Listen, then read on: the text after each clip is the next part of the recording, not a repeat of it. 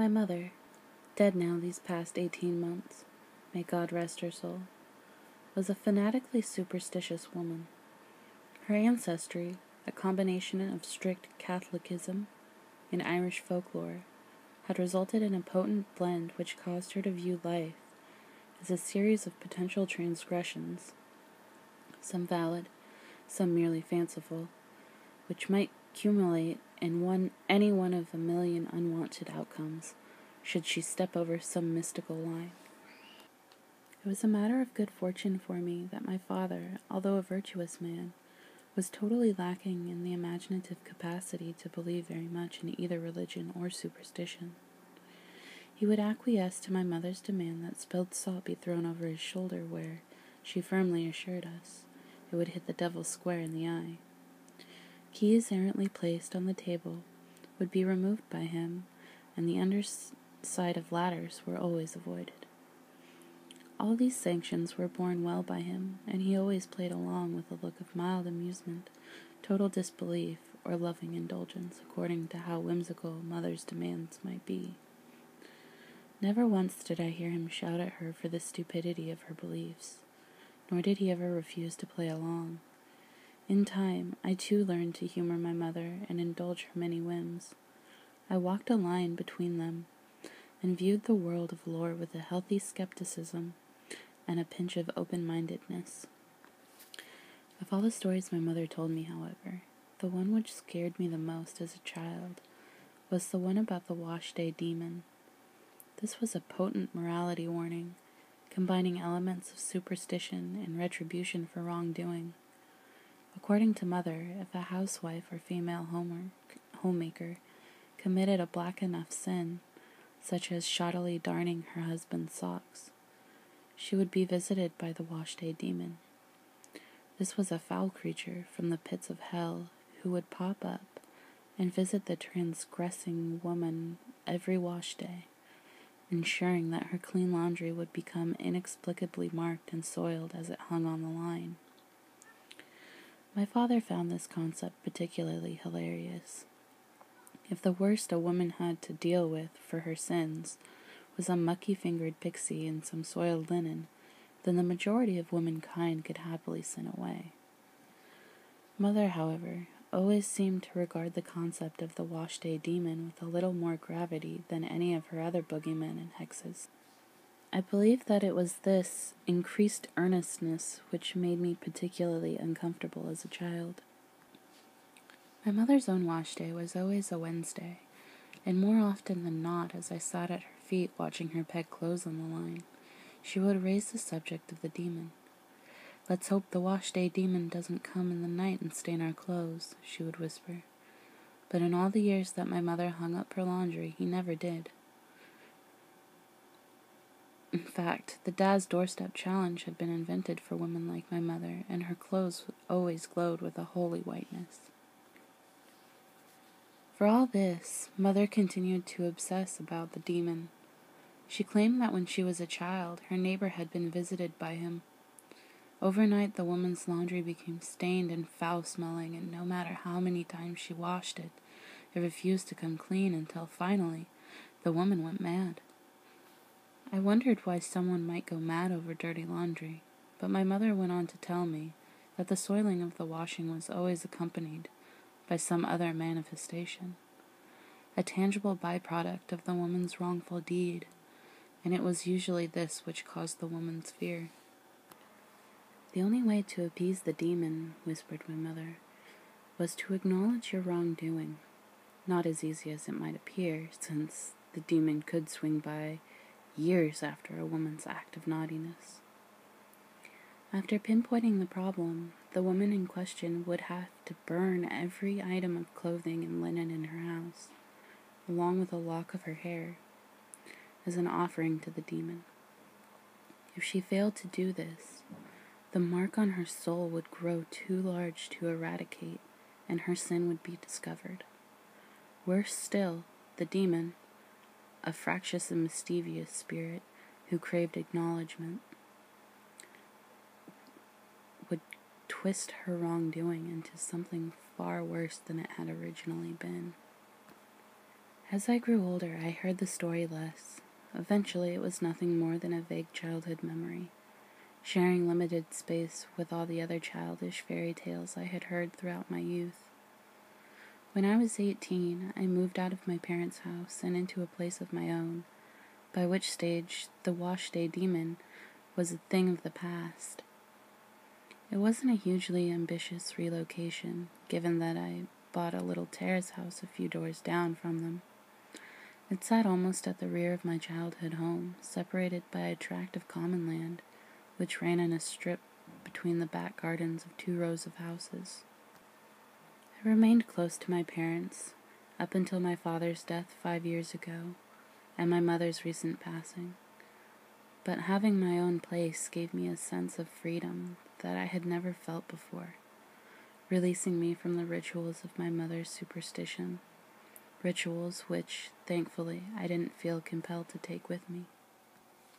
Since that move 8 years ago, I had barely thought about black cats and washday demons, except with an occasional sense of vague nostalgia. I certainly didn't have cause to fear my mother's shadow demons until, that is, last week. It's odd, but despite the superstitious conditioning of my childhood, the Washday demon wasn't the first thing I thought of when I saw the strange-shaped mark on one of my white bedsheets. It appeared as a small, irregular handprint, and as I peered closer, I saw that it had 5 long streaks above where the fingertips ended.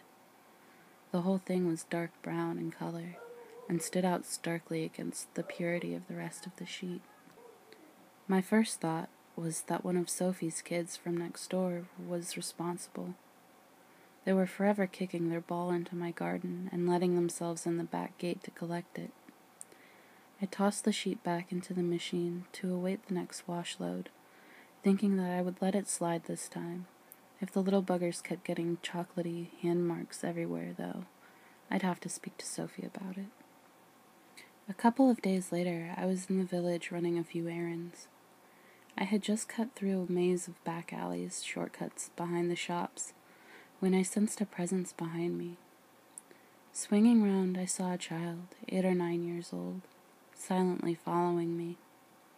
He had fluffy blonde hair which stuck up chick-like around his head, and would have been cute or funny if it weren't for his eyes. In 26 years, I have never met someone with eyes that have chilled me, far less the eyes of a child. For that matter, I have seen very few photographs of convicted killers who have managed to convey quite so much hatred and evil with their eyes alone. There's the infamous photo of Myra Hindley, but even then the image is flat and two-dimensional, seemingly very far removed from one's own reality. The child's eyes weren't. Almond-shaped and icily blue, they appeared to be sunk deep into his skull. A predatory, watchful gaze hooded them slightly, and this would have been disconcerting enough on its own. Disconcerting even without the air of full-bodied hatred which sparked off them like embers from a grinding stone. All of this I took in, briefly, in the moment before I turned my back on him and stepped up my pace through the winding alley. It had been my intention not to look back, so unnerved had I been by the child. It was, however, this sense of unease, heavy as a storm cloud, which forced me to turn again, almost against my will. His evil drew me like a magnet. He was an unwanted fascination. The accident at the side of the road, which we glance at, even as we vow to avoid it. Had I not looked back, I wouldn't have seen his hands, which now hung limply at his sides. On each of his fingers, reminiscent of a Chinese mandarin, protruded long talon nails, curled under into a perfect arc. That time when I turned away, I didn't walk, I ran. When I returned home, I busied myself with household tasks, tidying up and dusting and putting on another wash. Still at that point, I didn't think of the Washday demon. The child, I told myself, was part of a traveling group just passing through. He'd meant me no ill will. I had simply overreacted. I continued to tell myself this until that evening. Something pulled me out of a dreamless sleep and urged me to my bedroom window. Flipping the curtain aside, I saw him there, in the center of my moon-washed garden. He was running a long nail, tenderly, almost lovingly, down my newly washed sheet.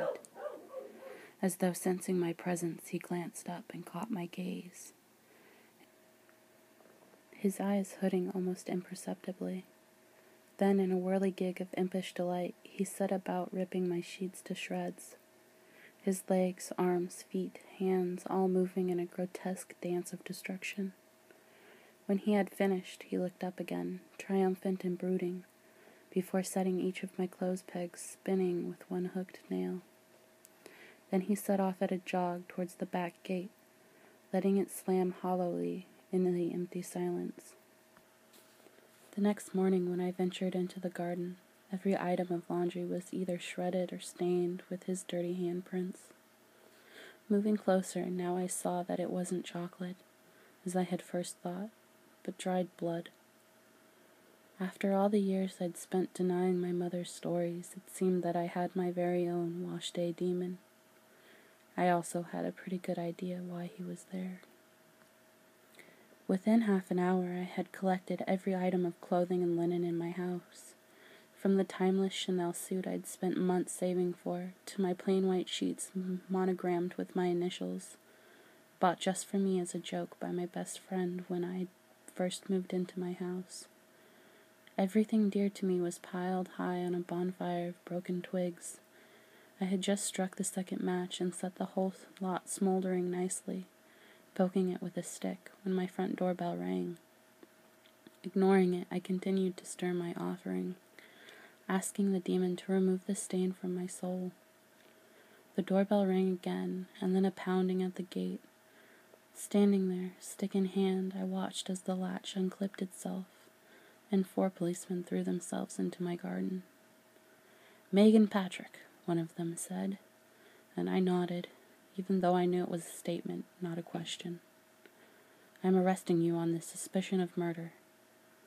A blur, an awareness of water being thrown onto fire, and a hiss as it died along with any hope. Someone yelling, "There's blood on these sheets, too. She's tried to burn the evidence, but it looks like there's enough left to make a match." Then I was being dragged out of the back gate and down the no-man's land between the houses, back towards the tract of land behind my parents' house. Already there was a fluttering of yellow crime scene tape squaring off a small portion of mud. I was pushed forward and glanced into the hole, and there, wrapped as I was told in one of my monogrammed sheets, was a child of 8 or 9 years old. I knew his age, even though he was decomposing, flesh and bone falling apart, but he shouldn't have been a child. "No," I screamed, wanting to speak it out loud. "Not a child. A baby, yes. That was my sin." Pregnant at 17 in a small community with a devout mother. Instead of doing something immediately, I waited until I had missed 6 periods, and then I turned one of my mother's knitting needles on myself. I hadn't expected the baby to be so formed, so perfect, nor had I expected it to be quite so substantial.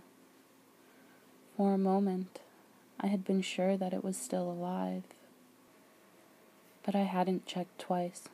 Instead, I had run with my burden in the dead of night and scraped a grave in the common land behind our garden, where it had remained undiscovered ever since. That was 9 years ago. A baby, unborn, but not this child, whoever or whatever it was. Then I saw it. The hands, skeletal and rotting, were nonetheless finished off with long, curving nails. Nails which had taken 9 years to grow. 9 years in which a dead baby had also somehow kept growing. A youthful misjudgment which had evolved into something very different. A game for the satisfaction of the Washday demon. A game 9 years in the making. As I watched, I saw the death head turn towards me, and one eye clicked open in a languid, conspiratorial wink, as if to say, "Here I am, I've caught up with you at last." And it was then that I remembered the hair. I had started the fire burning, but forgotten to add a lock of my hair. Too late, I knew. Just as surely as I knew the blood on my sheets would match this child's blood, that I could never prove the truth of what had really happened. The demon had taken my sin and amplified it in the most hideous manner, turning it into something that no washing in the world could ever be able to remove.